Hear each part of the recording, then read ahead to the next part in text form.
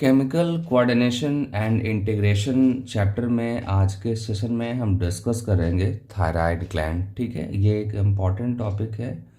Important इसलिए क्योंकि इससे बहुत सारे क्वेश्चंस आपके नीट और एकेडमिक एग्ज़ाम में आते हैं। ठीक है, दूसरा पॉइंट ये है कि रियली में अगर देखा जाए तो एक नॉर्मल पर्सन के लिए भी ये टॉपिक बहुत इम्पॉर्टेंट होता है, बिकॉज आज के डेट में थायराइड से रिलेटेड बहुत सारे पेशेंट जो हैं। ठीक है, कुछ ऐसे पेशेंट होते हैं जिनमें थायराइड से रिलेटेड जो हार्मोन्स होते हैं, थायराइड हार्मोन्स, उनमें उन पेशेंट्स में थायराइड हार्मोन्स का प्रोडक्शन हाई होता है, और कुछ ऐसे होते हैं जिनमें थायराइड हार्मोन्स का प्रोडक्शन कंपैरेटिवली कम होता है। दैट मीन्स कि उसकी डिफिशियंसी होती है। ठीक है, दोनों केस में क्या होता है कि दोनों केस में बॉडी में बहुत सारे चेंजेस आते हैं, और ये चेंज जो है बॉडी के अलग अलग तरीके से हार्म पहुंचाते हैं। ठीक है ना,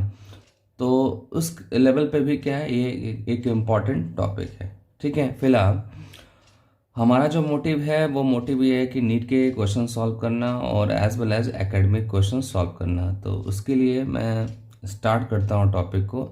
टॉपिक का जो फर्स्ट लाइन है वो क्या है, आप देख सकते हैं, thyroid gland is one of the largest endocrine glands. तो फर्स्ट क्वेश्चन आपका यहाँ से बनेगा कि लार्जेस्ट एंडोक्राइन ग्लैंड्स है ये। ठीक है, and is positioned on the neck just below the larynx and has two lobes, one on either side of trachea. ठीक है, तो इसके लिए क्या करना होगा, आपको डायग्राम पे फोकस करना होगा। डायग्राम में आप देखो, ये जो पार्ट है ये लैरिंग्स पार्ट है। ठीक है, लैरिंग्स के जस्ट बिलो है क्या है, थायराइड ग्लैंड है ये। ठीक है, और इसके दो पार्ट हैं, एक इधर है राइट साइड में और दूसरा लेफ्ट साइड में, मतलब इसके दो लोब हैं। ठीक है, और इसके जस्ट नीचे क्या होगा, ट्रैकिया होगा। ठीक है, जस्ट नीचे क्या होगा, या इसके पैरेलल भी आप बोल सकते हैं, इसके पैरेलल सेंटर में क्या होगा, आपका ट्रैकिया होगा, और ट्रैकिया के दोनों साइड में ये थायराइड के लोब्स प्रेजेंट है। ठीक है, तो वही लाइन यहाँ पे मेंशन है, आप देख सकते हैं, and is positioned on the neck just below the larynx and has two lobes, one on either side of trachea. ठीक है, then next point, two lobes are connected with thin flap of connective tissue. ये important line है, ये दोनों lobes हैं ना आपके thyroid के। ठीक है, ये एक कनेक्टिव टिश्यू से अटैच है, और उसको क्या बोलेंगे हम, इस्थीमस बोलेंगे। क्या बोलेंगे, इस्थीमस बोलेंगे। और ये क्या है, a thin flap of connective tissue, a thin flap of connective tissue. ठीक है, देन नेक्स्ट पॉइंट पे आते हैं। नेक्स्ट पॉइंट है, the thyroid glands is composed of thyroid follicles. ठीक है, ये आपका थायराइड फॉलिकल्स है। ठीक है, ये जो डायग्राम में दिख रहा है ये क्या है, थायराइड फॉलिकल्स है, और इसके सराउंडिंग जो ये इन्वायरमेंट दिख रहा है ये क्या है, ये है आपका स्ट्रोमल टिश्यू। ठीक है, ध्यान देना, थायराइड ग्लैंड्स का अगर आपने ट्रांसफर सेक्शन किया आपने, टीएस ऑफ थायराइड ग्लैंड्स अगर किया, तो उसमें जो मेन कंपोनेंट होगा वो होगा थायराइड फॉलिकल्स होगा, और दूसरा कंपोनेंट होगा स्ट्रोमल टिश्यू। ठीक है, each thyroid follicles is composed of cubical epithelium. ठीक है, ये क्या है, क्यूबिकल एपिथेलियम है, and filled with the homogenous material called colloids. ठीक है, ये सेंटर में क्या होगा, कोलाइड्स होगा, और ये जो होगा, जो सराउंडिंग पेरिफेरल साइड में जो है लेयर दिख रहा है एपिथेलियल सेल्स का, ये कौन सा होगा, ये क्यूबाइडल एपिथेलियल सेल होगा। ठीक है, और सेंटर में क्या है, कोलाइड है, होमोजेनस मटेरियल है। क्या है, होमोजेनस मटेरियल है। ठीक है, small amount of loose connective tissue forms stroma. ठीक है, ये क्या है, आपका स्ट्रोमा है, और ये स्मॉल अमाउंट में प्रेजेंट है। Beside containing blood capillaries, the stroma contain a small cluster of specialised parafollicular cells. कह रहा है कि ये जो सराउंडिंग में जो स्ट्रोमल सेल्स है, इसमें ब्लड के कैपिलरीज भी होंगे। ठीक है, इसमें ब्लड के कैपिलरीज भी होंगे, और इसके साथ साथ कुछ स्पेशलाइज्ड पैराफॉलिकुलर सेल्स का ग्रुप होगा, क्लस्टर होगा। ठीक है ना। यहाँ पे स्पेशलाइज्ड, आप देखो यहाँ पे स्पेशलाइज्ड पैराफॉलिकुलर सेल्स होगा, ठीक है। और ये स्मॉल क्लस्टर में प्रेजेंट होंगे। कहाँ पे होंगे? स्ट्रोमा में प्रेजेंट होंगे। और उसी स्ट्रोमा में क्या होगा? आपका ब्लड कैपिलरीज होगा। फिर से एक बार बता देता हूँ मैं आपको, ये क्या है? थायराइड फॉलिकल्स है। थायराइड फॉलिकल्स का सराउंडिंग जो है वो क्यूबाइडल एपिथेलियम से इनक्लोज है, ठीक है। इसको आप फॉलिकुलर एपिथेलियम भी बोल सकते हैं, ठीक है। और सेंटर में होमोजेनस मटेरियल है जिसको आप कोलाइड बोल रहे थे। और फॉलिकल्स के जस्ट बाहर जो सराउंडिंग है, ठीक है, फॉलिकुलर के जस्ट बाहर जो सराउंडिंग है वो क्या है? स्ट्रोमा है। और स्ट्रोमा में ब्लड कैपिलरीज है और कुछ जो है स्पेशलाइज्ड पैराफॉलिकुलर सेल्स हैं जो क्लस्टर में प्रेजेंट होते हैं, जिसको हम सी सेल से रिप्रेजेंट करते हैं। आप यहाँ पे किसी भी जगह को जहाँ पे क्लस्टर दिख रहा हो आपको, आप उसको सी सेल्स बोल सकते हैं। और ये एक्चुअली में क्या होते हैं? ये होते हैं पैरा फॉलिकुलर सेल होते हैं ये, ठीक है। तो ये तो स्ट्रक्चर के बारे में हो गया, ठीक है। जब आप थायराइड ग्लैंड्स का ट्रांसफर सेशन करेंगे तो ये सारी बातें आपको बतानी होंगी, ठीक है। देन अब हम डिस्कस करेंगे हार्मोन्स के बारे में। थायराइड ग्लैंड से जो हार्मोन्स प्रोड्यूस होते हैं वो कौन कौन से होते हैं? Thyroxine, then triiodothyronine, and last जो हार्मोन होगा थायरोकैल्सिटोनिन, ठीक है। थायरोकैल्सिटोनिन, ठीक है। कुछ बुक्स में ओनली कैल्सिटोनिन मेंशन होता है तो वो भी चलेगा, बट एनसीईआरटी ने इसको थायरोकैल्सिटोनिन बोला है तो हम थायरोकैल्सिटोनिन प्रीडोमिनेंटली लेके चलेंगे। और इसके साथ साथ मैंने बताया कि थायरॉक्सिन भी होता है और ट्राई आइडोथायरॉक्सिन भी होता है, ठीक है। अब यहाँ पे ये जानना है आपको कि कौन कहाँ से प्रोड्यूस होता है, तो मैं आपको बता दूं कि जो थायरॉक्सिन होता है, जिसको आप शॉर्ट में T4 बोल सकते हैं, और जो ट्राई आइडोथायरोनिन है जिसको शॉर्ट फॉर्म में आप T3 बोल सकते हैं, ये सीक्रेटेड कहाँ से होते हैं? Secreted by the thyroid follicular cells, ठीक है। ये जो डायग्राम में दिख रहा है फॉलिकुलर सेल्स जो सराउंडिंग में है, क्यूबाइडल सेल्स जिसको बोल रहे हैं, क्यूबाइडल एपिथेलियम, यहाँ से प्रोड्यूस होता है T4 और T3 हार्मोन, जिसका नेम मैंने ऑलरेडी बता रखा है आपको, ठीक है। देन अब आते हैं हम थायरोकैल्सिटोनिन को लेकर। थायरोकैल्सिटोनिन ये एक्चुअली में कहाँ से प्रोड्यूस होता है? तो ये प्रोड्यूस होता है पैराफॉलिकुलर सेल से, ठीक है। ये जो पैराफॉलिकुलर जो स्मॉल क्लस्टर में प्रेजेंट है स्ट्रोमा के अंदर, वहाँ से प्रोड्यूस होते हैं थायरोकैल्सिटोनिन, ठीक है। तो आपने ये देख लिया कि T3, T4 और थायरोकैल्सिटोनिन ये कहाँ से प्रोड्यूस हो रहे हैं, ठीक है। अब कुछ और भी इंफॉर्मेशन है जो मैं आपको बता दूं कि ये जो भी आपके T3 और T4 है ये कैसे बनते हैं, ठीक है। ये किस किस चीज़ से बनेंगे इसको हम ध्यान देंगे। यहाँ पे आप देखो T4 मीन्स आपका क्या हो गया? थायरॉक्सिन हो गया, ठीक है, जो ऑलरेडी मैं बता चुका हूँ आपको।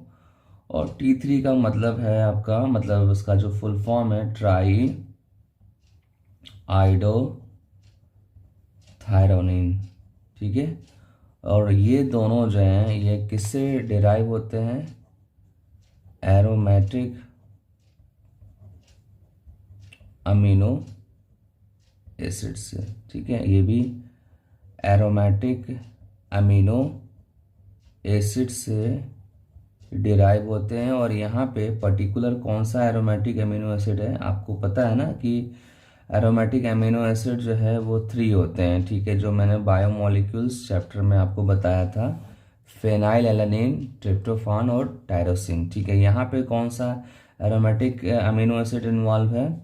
वो है टायरोसिन, ठीक है। टायरोसिन एरोमेटिक अमीनो एसिड यहाँ पे इन्वॉल्व है। और इसके साथ साथ मैं बता दूं कि आयोडीन भी इन्वॉल्व होता है जब T3 और T4 फॉर्म होता है, ठीक है।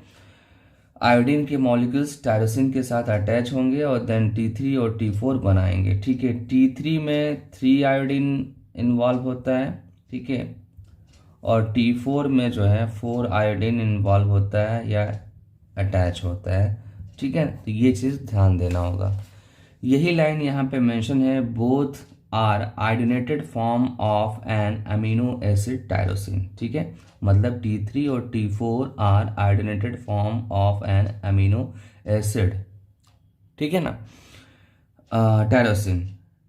Then T3 is a more active and potent then T4, ठीक है, ये आपको लर्न करना होगा। T4 gets converted into T3 by removal of one iodine atoms in the liver, ठीक है, मतलब कि T4 से एक आयोडीन जो है वो क्या हो जाता है, वो रिमूव हो जाता है, डिसोसिएट हो जाता है, और ये कहाँ पे होता है, लीवर में होता है, किडनी में होता है और सम टिश्यूज में होता है, ठीक है ना।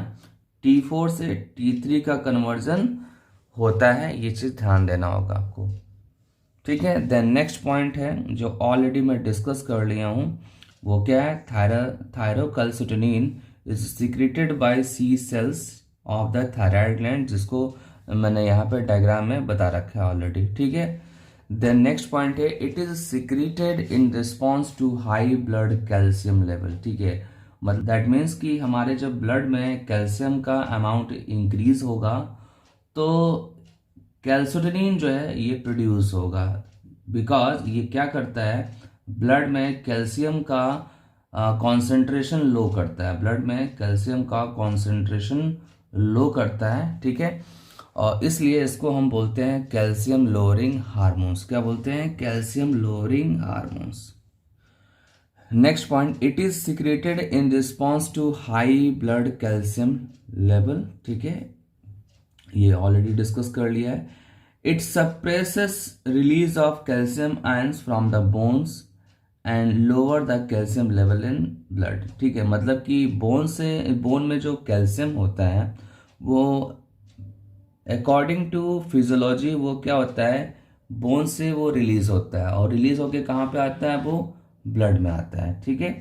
तो बोन से जब रिलीज होगा तो उसके रिलीज होने को ये क्या करेगा, सप्रेस करेगा। कौन सप्रेस करेगा, थायरोकैल्सिटोनिन सप्रेस करेगा, और जिससे क्या होगा, ब्लड में कैल्शियम का लेवल लो हो जाएगा, ठीक है। तो ये आपका कैल्सिटोनिन से रिलेटेड इंफॉर्मेशन हो गया। देन नेक्स्ट जो है वो क्या है, फंक्शन ऑफ थायराइड हार्मोन्स, ठीक है, जो आपने ऊपर T3 T4 पढ़ा उसका क्या फंक्शन है यहाँ पे देखते हैं। फर्स्ट जो फंक्शन है, regulate the metabolic rate of the body and maintain BMR, ठीक है, BMR means basal metabolic rate, ठीक है, बेसल मेटाबॉलिक रेट और बॉडी का जो मेटाबॉलिक रेट है, ठीक है, इसको ये क्या करेगा, रेगुलेट करेगा, ठीक है। Then next point, regulate growth of body tissue, मतलब बॉडी के टिश्यू की ग्रोथ को रेगुलेट करेगा, और मेंटल फैकल्टीज, मतलब कि आपके ब्रेन में डिफरेंट पार्ट है जो अलग अलग तरीके के फंक्शन के लिए रिस्पॉन्सिबल होते हैं, ठीक है, तो उनके फैकल्टीज को जो है डेवलप करने में थायराइड हार्मोन्स का रोल है, ठीक है। देन नेक्स्ट है स्टिमुलेट टिश्यू डिफरेंशिएशन, ठीक है, टिश्यू के डिफरेंशिएशन में भी ये हेल्प करता है। आप यहाँ पे देखो, promotes metamorphosis of tadpole into adult frog, ठीक है। देन फोर्थ है आपका क्या, support the process of RBC cells formation, ठीक है, मतलब कि जो RBC है, रेड ब्लड कार्पस्किल्स, ठीक है, रेड ब्लड कार्पस्किल्स का फॉर्मेशन को ये सपोर्ट करता है। लास्ट फंक्शन है regulate carbohydrate protein and fat metabolism, ठीक है, कार्बोहाइड्रेट प्रोटीन और फैट के मेटाबॉलिज्म को ये हेल्प करेगा, ठीक है। अब डिस्कस करते हैं डिसऑर्डर ऑफ थायराइड ग्लैंड्स, ठीक है, डिसऑर्डर ऑफ थायराइड ग्लैंड्स, जिसमें फर्स्ट जो केस है वो है हाइपरथायराइडिज्म का, और दूसरा केस है हाइपोथायराइडिज्म का, ठीक है। हाइपरथायराइडिज्म में क्या होता है, यहाँ पे हार्मोन एक्सेस अमाउंट में प्रोड्यूस होता है, और हाइपोथायराइडिज्म में क्या होता है कि हार्मोन्स की डिफिशियंसी हो जाती है। तो दोनों कंडीशन में कुछ डिसऑर्डर्स आते हैं, ठीक है, कुछ डिसऑर्डर आते हैं। फर्स्ट केस देखते हैं यहाँ पे, फर्स्ट केस क्या है, hyperthyroidism, excess secretion of thyroid hormones results in Graves disease or exophthalmic goitre, ठीक है, ध्यान देना, ग्वाइटर टर्म जो है हाइपो में भी आता है और हाइपर में भी आता है, बट ये जो ग्वाइटर होता है इसको क्या बोलते हैं, एक्सो ऑप्थाल्मिक ग्वाइटर बोलते हैं। और इसके जो कैरेक्टरिस्टिक्स फीचर इसका है वो क्या है, बल्जिंग ऑफ आई, ठीक है, मतलब जो आई होती है वो बाहर की तरफ बल्ज कर जाता है, मतलब निकल जाता है, ठीक है, ये इसका स्पेशलिटी है, ठीक है। और इसी को हम ग्रेव्स डिजीज भी बोलते हैं। और ये जो बल्जिंग हो रहा है वो क्यों हो रहा है, क्योंकि आई सॉकेट में फ्लूइड का एक्यूमुलेशन हो रहा है। आई सॉकेट में आई के बैक साइड में जो है वहाँ पे कुछ कनेक्टिव टिश्यू, ठीक है, का अमाउंट और फ्लूइड का अमाउंट एक्सेस हो जाता है, जिसके वजह से जो है आई जो है वो बल्ज आउट हो जाता है, ठीक है। देन सेकेंड जो फीचर है यहाँ पे डिसऑर्डर में वो क्या है, loss of weight, nervousness, rapid heart beat, ठीक है। और ये चीज़ ध्यान देना आप लोग, रैपिड हार्ट बीट एक इम्पॉर्टेंट पॉइंट है, बिकॉज इसका रिलेशन आप देख रहे हैं हार्ट से है, ठीक है। जिस भी पेशेंट में थायराइड हार्मोन्स एक्सेस होगा उनको यूजुअली जो है एक एज के बाद जो है हार्ट का प्रॉब्लम हो जाता है, जैसे 40-45 के एज में हार्ट का प्रॉब्लम स्टार्ट हो जाता है, जिसमें भी थायराइड हार्मोन्स ज़्यादा होता है, ठीक है। देन नेक्स्ट है आपका हाइपोथायराइडिज्म। हाइपोथायराइडिज्म में क्या है, थायराइड हार्मोन्स की डिफिशियंसी होती है, ठीक है। और इस डिफिशियंसी से इन्फेंट्स में जो डिसऑर्डर होता है उसका नेम अलग है, और जो एडल्ट होते हैं उनमें डिसऑर्डर जो होता है उसका नेम डिफरेंट है, ठीक है। आप यहाँ पे देख सकते हैं इन्फेंट के लिए अलग इन्फॉर्मेशन है और एडल्ट के लिए अलग इन्फॉर्मेशन है। फिर से एक बार रिपीट कर देता हूँ, जब थायराइड हार्मोन्स की डिफिशियंसी होती है तो इन्फेंट में जो डिसऑर्डर होता है उसका नेम जो है वो डिफरेंट है और एडल्ट्स में डिफरेंट है, ठीक है।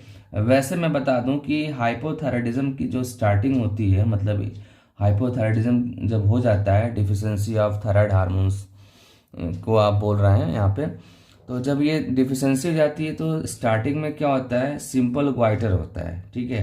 क्या होता है, सिंपल ग्वाइटर होता है। और सिंपल ग्वाइटर होने के बाद से जो है इन्फेंट में क्रिटिनिज्म डिसऑर्डर होता है, और एडल्ट में क्या होता है, मिक्सिडिमा होता है। क्या होता है, मिक्सिडिमा। एक बार फिर से बता दूं कि डिफिशियंसी ऑफ थायराइड हार्मोन जब होता है तो स्टार्टिंग में सिंपल ग्वाइटर होता है, और सिंपल ग्वाइटर के बाद जो है इन्फेंट में क्रिटिनिज्म हो जाता है और एडल्ट में मिक्सिडिमा हो जाता है, ठीक है।